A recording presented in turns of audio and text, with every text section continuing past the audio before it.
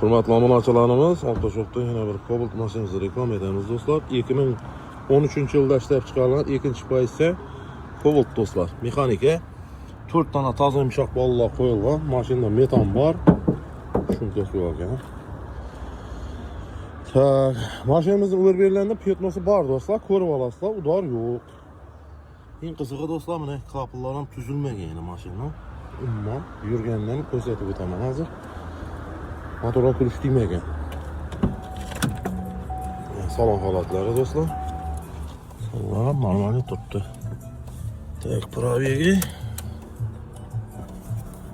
Kelganmi? 105 minut turibdi do'stlar. 2013 105 minut turibdi. Kondisionerlari bor.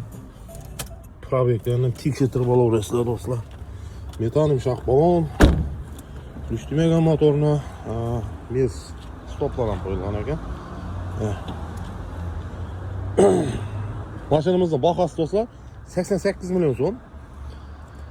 Eldan 30-40 million so'm pul bo'lsa, dogovor ham beramiz. Jem mashinadan olsa, barter ham ishlayveramiz.